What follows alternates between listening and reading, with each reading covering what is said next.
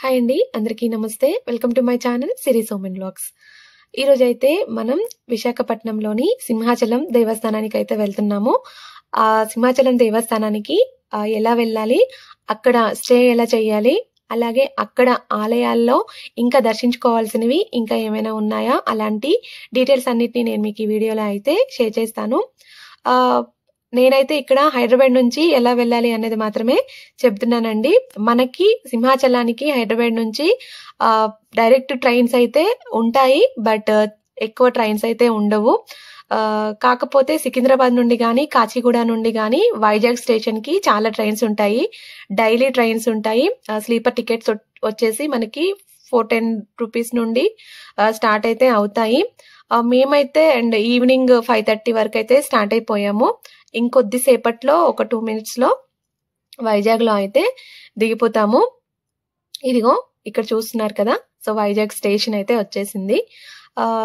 మనకి సికింద్రాబాద్ నుంచి వైజాగ్ కి ఒక 12 to 14 hours జర్నీ అయితే ఉంటుంది. మేము 5 o'clock 5:30 వరకు ఈవినింగ్ స్టార్ట్ అయితే చూస్తున్నారు కదా, 6:52 అవుతుంది కరెక్ట్ గా మేము స్టేషన్ నుంచి బయటకు వచ్చేసరికి. 7 లోపు అయితే వచ్చేసాము. ఇక్కడ చూస్తున్నారు కదా, ఇది విశాఖపట్నం కమ్మాన్ మనకి రైల్వే స్టేషన్ కి ఎగ్జిట్ అన్నమాట. ఇక్కడ నుంచి బయటికి వెళ్ళిన తర్వాత మనకి రోడ్ క్రాస్ చేస్తే మనకి బస్ స్టాప్ అయితే ఉంటుంది. అక్కడ నుంచి మనకి ఎక్కడికి వెళ్ళాలన్నా సరే బస్సెస్ అయితే ఉంటాయి. సో సింహాచలానికి కూడా డైరెక్ట్ బస్సులు అయితే ఉంటాయి, అలాగే ఆటోస్ కూడా ఉంటాయి. బట్ ఆటో ప్రైజెస్ కొంచెం ఎక్కువ చెప్తారు, చార్జెస్ 300-400 అలా చెప్తారు. మేమైతే బస్సులోనే స్టార్ట్ అయ్యాము. బస్సు ఛార్జ్ వచ్చేసి ఒకరికి ఈచ్ పర్సన్ 30 రూపీస్ అయితే ఛార్జ్ చేశారు. బట్ ఆటో అయితే ఛార్జెస్ కొంచెం ఎక్కువగా చెప్తారు కాబట్టి బడ్జెట్ లో వెళ్ళాలనుకునే వాళ్ళు బస్ లోనే వెళ్తే బెటర్ అని నా ఫీలింగ్. కొంచెం లగేజ్ అవి ఎక్కువగా ఉండే వాళ్ళు ఆటోలోనే వెళ్తే బెటర్. అలాగే ఇక్కడ సింహాచలం కి డైరెక్ట్ గా బస్సులు రావడానికి కొంచెం టైం అయితే ఒక్కొక్కసారి పడుతుందంటండి. మాకైతే తొందరగానే బస్ అయితే దొరికింది, బట్ ఒక్కొక్కసారి లేట్ అయితే అవ్వచ్చు అని చెప్పారు. అలా ఒకవేళ బస్సెస్ రావడం లేట్ అయితే మాత్రం అక్కడికి ఆర్టీసీ కాంప్లెక్స్ కి వెళ్ళడానికి బస్సులు అయితే 5 minutes ఒకటైతే వస్తుందని చెప్పారు. ఆర్టీసీ కాంప్లెక్స్ కి బస్ లో వెళ్ళేసి మళ్ళీ అక్కడ నుంచి మనకి సింహాచలానికి కూడా డైరెక్ట్ బస్సులు అయితే ఉంటాయంట.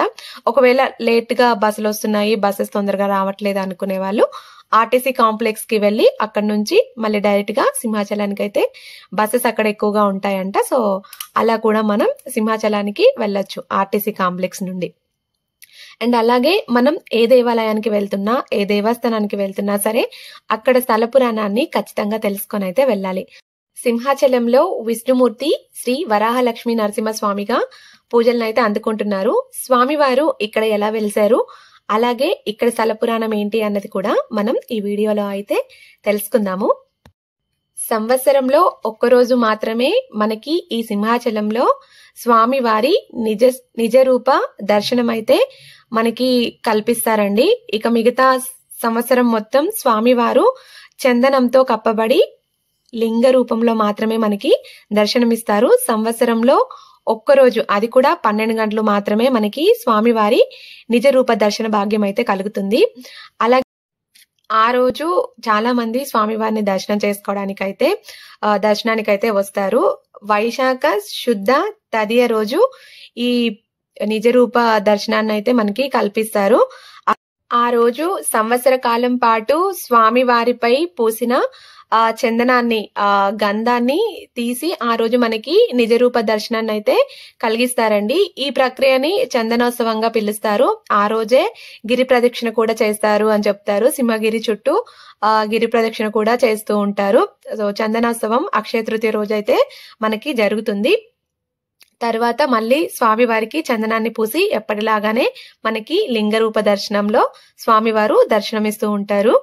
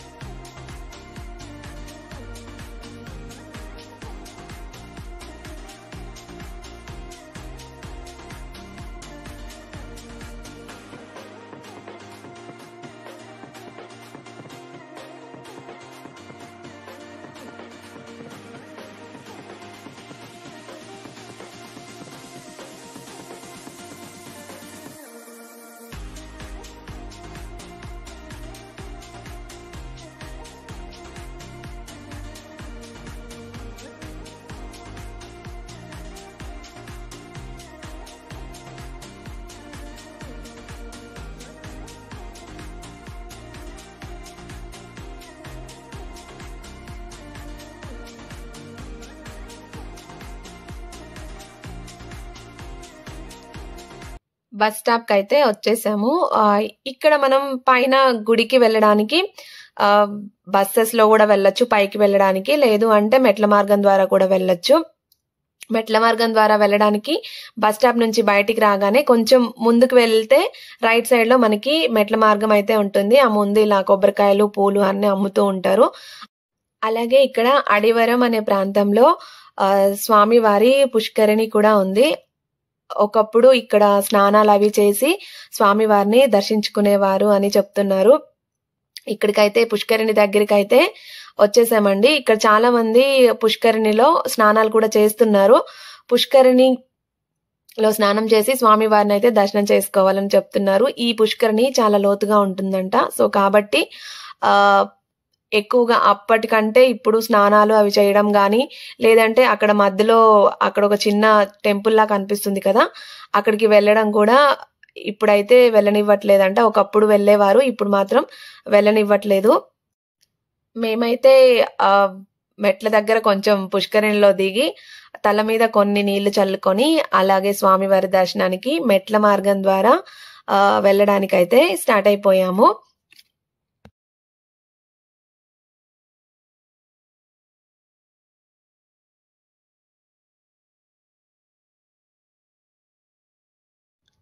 ఇక్కడ చూస్తున్నారు కదా, ఇది స్వామివారి మెట్ల మార్గం స్టార్టింగ్ అండి. ఇక్కడ మనకి కొబ్బరికాయలు పూలు అలాగే తులసిమాలలు అన్ని అమ్ముతున్నారు. ఇక్కడ మొదటగా కాలభైరవ స్వామికి కొబ్బరికాయ కొట్టేసి స్టార్ట్ అవ్వాలంట. అండ్ అలాగే ఇక్కడ మనకి మెట్ల మార్గం స్టార్టింగ్ లో లక్ష్మీ నరసింహ స్వామి వారి విగ్రహాలు కూడా ఉన్నాయి. అక్కడ స్వామివారికి పూజ చేసుకొని అయితే మెట్ల మార్గం ద్వారా వెళ్ళడం అయితే స్టార్ట్ చేస్తున్నారు. అండ్ అలాగే ఈ మెట్లు మనకి 1000 మెట్ల వరకు అయితే ఉంటాయంటండి. మెట్లకు కూడా చాలా మంది పసుపు కుంకుమలు అవి రాస్తూ బొట్లు పెట్టుకుంటూ స్వామివారి దర్శనం కోసం అయితే మెట్ల మార్గం ద్వారా వెళ్తున్నారు.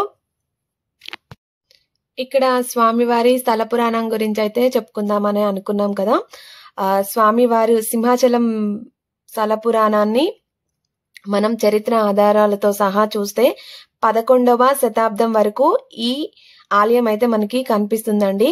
కానీ భారత ఇతిహాసాల ప్రకారం ఇది ఇంకా పురాతనమైనదిగా చెప్తూ ఉంటారు.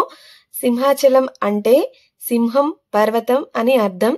ఇక్కడ మహావిష్ణువు దశావతారాలలో 4వ రూపమైన లక్ష్మీ నరసింహ అవతార మూర్తిగా వెలిశారు.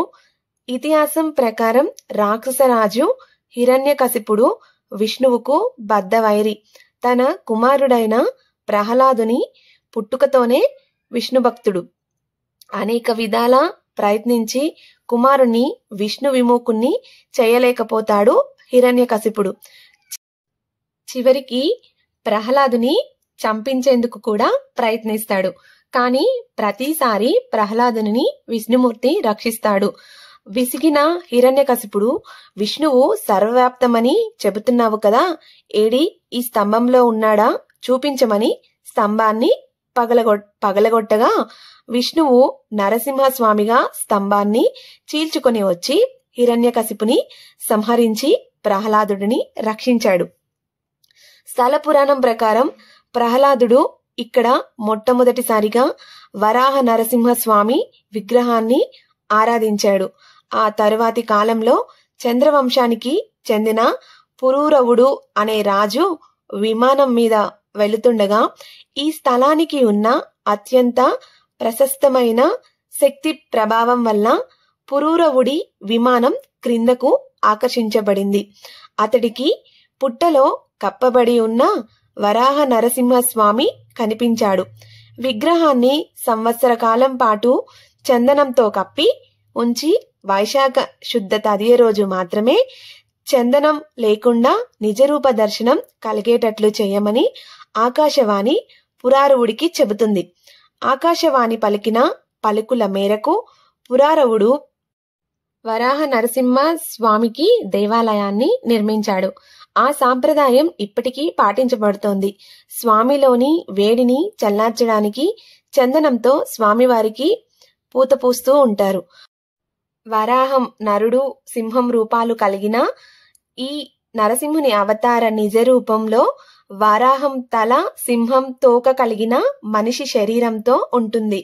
మిగిలిన సమయంలో చందనం కప్పబడి లింగాకృతిలో స్వామివారి నిత్య రూపం ఉంటుంది. ప్రతి సంవత్సరం వచ్చే వైశాఖ శుద్ధ తదియ, వైశాఖ పూర్ణిమకు దగ్గరలో నాటికి చందనం తీసివేసి నిజరూప దర్శనం ఇస్తారు. ఇది మనకి స్వామివారి స్థల పురాణంగా ఇక్కడ చెబుతూ ఉంటారు. అలాగే స్వామివారి ఆలయానికి ఇంకా కొన్ని విశేషాలైతే ఉన్నాయి. ఇక్కడ స్వామివారి గాలి గోపురం, సింహద్వారం మనకి సింహాచలం దేవాలయం మిగిలిన అన్ని దేవాలయాలు ఉన్నట్టు తూర్పు ముఖంగా కాకుండా పడవర వైపు ముఖాన్ని కలిగి ఉంటుంది.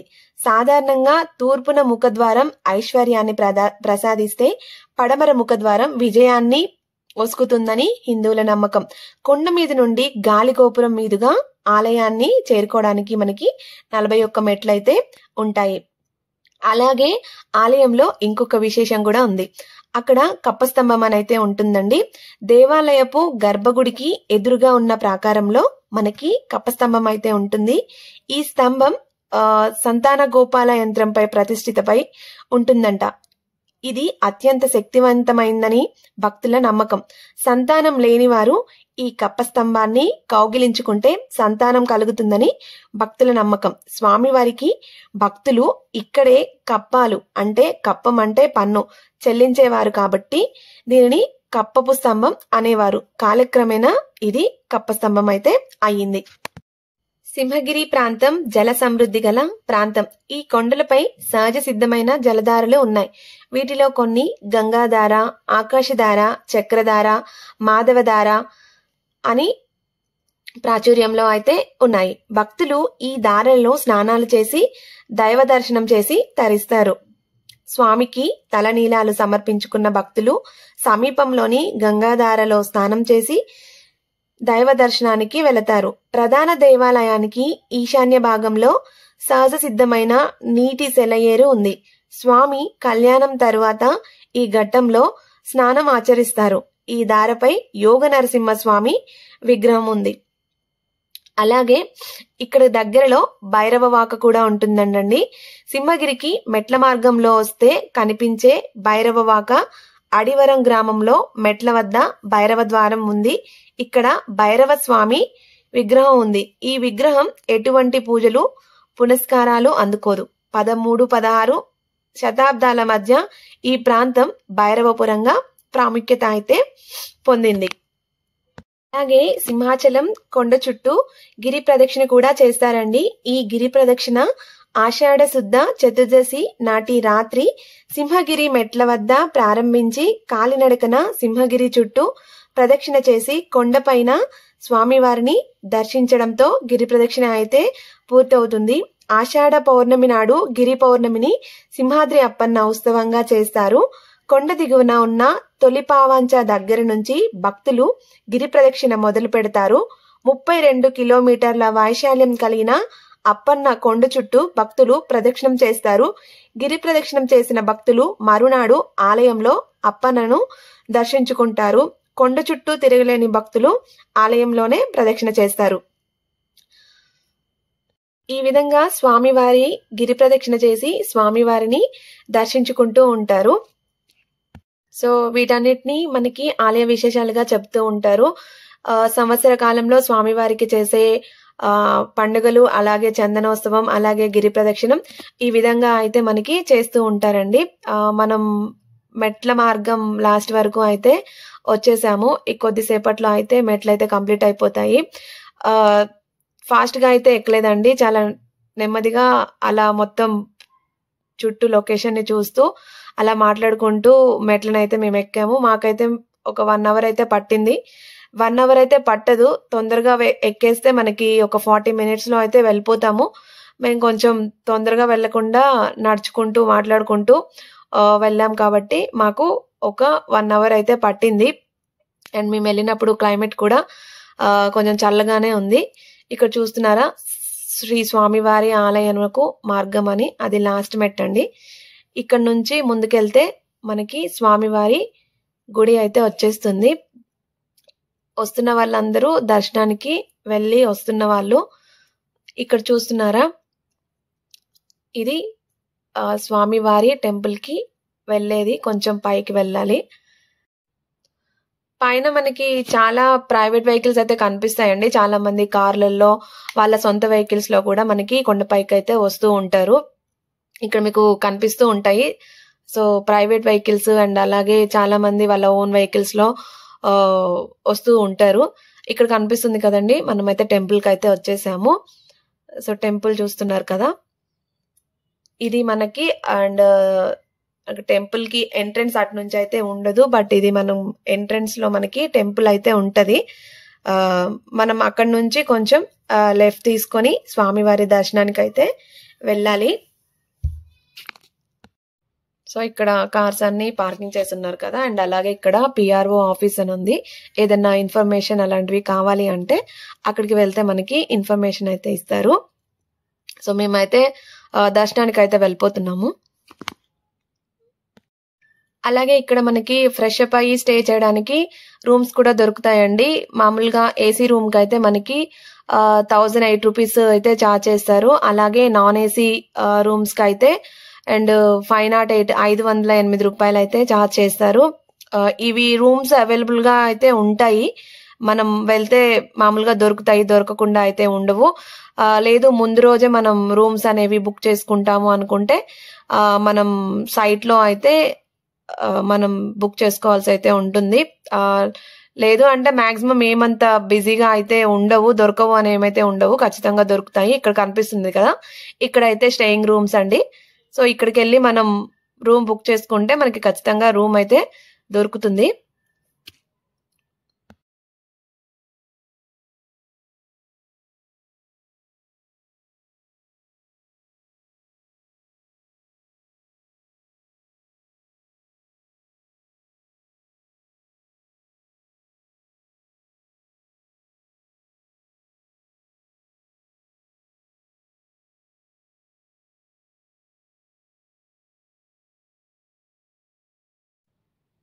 అండ్ ఇప్పుడు ఇక్కడ మనం స్వామి వారి దర్శనానికి వెళ్ళే దారి ఇదంతా క్యూ లైన్స్ చూస్తున్నారు కదా.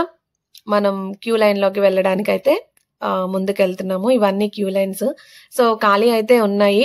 మేము వచ్చింది సాటర్డే కాబట్టి కొంచెం రష్ ఉంది. మేము ఎర్లీ మార్నింగ్ వచ్చాం కాబట్టి రష్ లేదు. అండ్ ఆఫ్టర్నూన్ అలా అయితే రష్ ఉంటుందంట. అండ్ అలాగే పండుగ సీజన్స్ కానీ ఏదైనా పర్వదినాల్లో కూడా మొత్తం రష్ అయితే ఉంటుందంట. ఇక్కడ చూస్తున్నారు కదా, సో కొంచెం క్రౌడ్ అయితే కొంచెం తక్కువగానే ఉంది. అండ్ అలాగే ఇక్కడ లైన్ లోకి వెళ్లే ముందు పక్కన కొబ్బరికాయలు కొట్టేసి లోపలికైతే వెళ్తున్నారు. అండ్ అలాగే ఇక్కడ మొబైల్ కౌంటర్ అండ్ అలాగే మనం తెచ్చుకునే లగేజ్ అలాంటివన్నీ మనం ఇక్కడ స్టోర్ చేసుకోవచ్చు. మొబైల్ కి ఈచ్ మొబైల్ కి 10 రూపీస్ అయితే చార్జ్ చేస్తారు. అండ్ అలాగే మన లగేజ్ బ్యాగ్ ఏదైనా ఉంటే 30 రూపీస్ అలాగా చార్జ్ చేస్తారు. లోపలికి బ్యాగ్స్ కానీ అండ్ ఎలాంటి మొబైల్స్ కానీ అలో చెయ్యరు. సో మేమైతే దర్శనం అయిపోయాక బయటకు వచ్చాము. ఇక్కడ ప్రసాదాలు అండ్ అలాగే గోశాల అవన్నీ మనం ఎగ్జిట్ అయిన తర్వాత అయితే ఉంటాయి. అండ్ ఇక్కడ మనకి ఇక్కడ ప్రసాదంగా పులిహోర అండ్ లడ్డు అయితే ఇస్తున్నారు. అండ్ అలాగే ఇక్కడ గోశాల కూడా ఉంటుంది పక్కనే. అక్కడ మనం ఎంతో కొంత మనీ ఇస్తే మనకు అక్కడ ఆవులకి ఫీడ్ చేయడానికి ఇస్తారు. మనం వాటికి ఫీడ్ చేయొచ్చు. అండ్ అలాగే అక్కడ నుంచి కొంచెం ముందుకు వస్తే మనకి అన్నదానంకి వెళ్ళే దారి అయితే కనిపిస్తుంది. ఇక్కడ నిత్య అన్నదానం అయితే ఉంటుందండి. మనం ఇక్కడ అన్నదానానికి వెళ్ళాలి అని అనుకుంటే 11 తర్వాత మనకి అన్నదానం అయితే స్టార్ట్ అవుతుంది. 11 to 12 ఆ టైంలో కనుక వస్తే ఖచ్చితంగా మనం అన్నదానానికి అయితే వెళ్ళొచ్చు. ఇక్కడ నుంచి కొంచెం ఎగ్జిట్ అయిన తర్వాత ప్రసాదాలు ఇచ్చే కౌంటర్ నుంచి గోశాల దాటిన తర్వాత ఉంటుందండి. చూస్తున్నారు కదా, అన్నదానానికి మార్గం అని ఉంది. సో అక్కడికి కొంచెం ముందుకి వెళ్తే మనకి అన్నదానం చేసే ప్లేస్ అయితే వస్తుంది. సో ఎంతమంది ఏ టైంకి వచ్చినా సరే, అంటే మాక్సిమం 11 తర్వాత అయితే మనకి అన్నదానం అయితే స్టార్ట్ అవుతుంది. ఆ టైంకి మనకి దర్శనం అయిపోతే మనం ఈజీగా అన్నదానానికి అయితే వెళ్ళొచ్చు.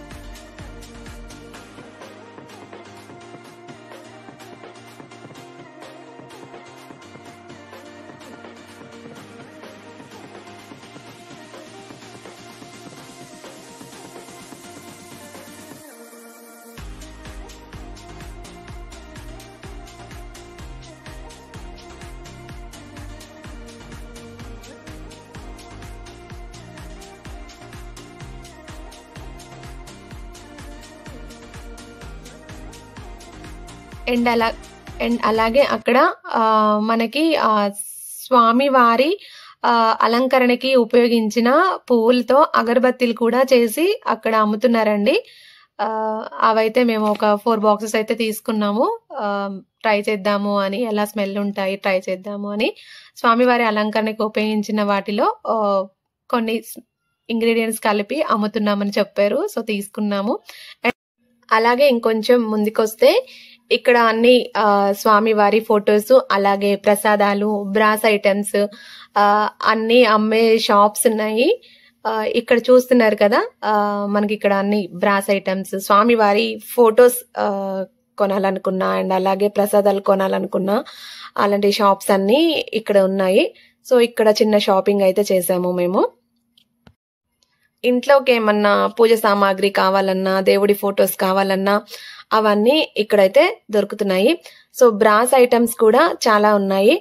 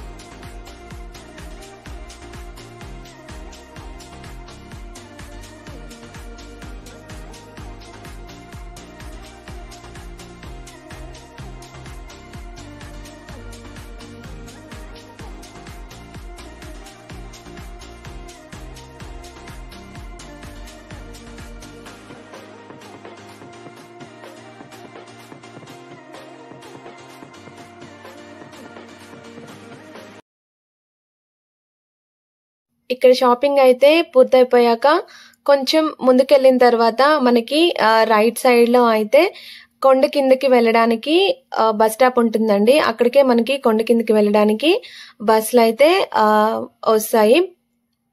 ఇదిగోండి ఇక్కడ చూస్తున్నారు కదా, ఇక్కడే మనకి కొండ కిందకి వెళ్ళడానికి బస్సెస్ అయితే వస్తాయి. ఇక్కడ కూడా మనకి చిన్నపాటి మార్కెట్ అయితే అవుతుంది. అంటే అన్ని ఫ్రూట్స్ అండ్ అలాగే ఇక్కడ కూడా ప్రసాదాలు, దేవుడి ఫొటోస్ అలాంటివన్నీ ఇక్కడ కూడా అమ్ముతున్నారు. ఇక్కడికే మనకి కొండ కిందకి వెళ్ళడానికి అయితే బస్సెస్ వస్తాయి. అండ్ అలాగే ఇక్కడ నుంచి వేరే ప్లేసెస్కి వెళ్ళడానికి కూడా మనకి బస్సెస్ అయితే అవైలబుల్ గా ఉంటాయి.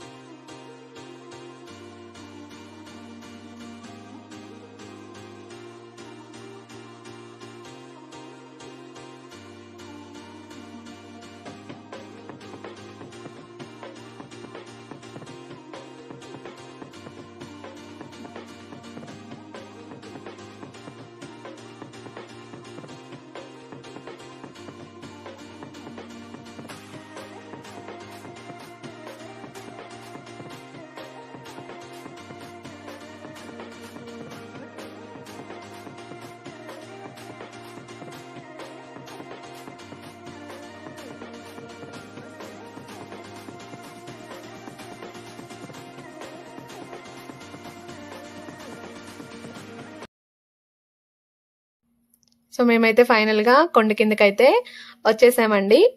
సో సింహాచలం శ్రీ వరాహ లక్ష్మీ నరసింహస్వామి వారి దర్శనం చాలా బాగా జరిగింది. అండ్ అలాగే మీరు ఇందులో ఫుల్ డీటెయిల్స్ అయితే తెలుసుకున్నారనే నేను అనుకుంటున్నాను. ఇంకొక దేవస్థానం విశేషాలతో అండ్ అలాగే వాటి డీటెయిల్స్ తో మళ్ళీ ఇంకొక వీడియోలో అయితే కలుద్దాము.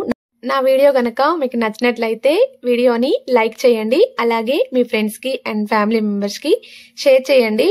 అలాగే నా వీడియో గనక మొదటిసారి చూస్తున్నట్లయితే నా ఛానల్ ని సబ్స్క్రైబ్ కూడా చేసుకోండి. మరొక ఇంట్రెస్టింగ్ వీడియోతో మళ్ళీ కలుద్దాం. Thank you. ధన్యవాదాలు.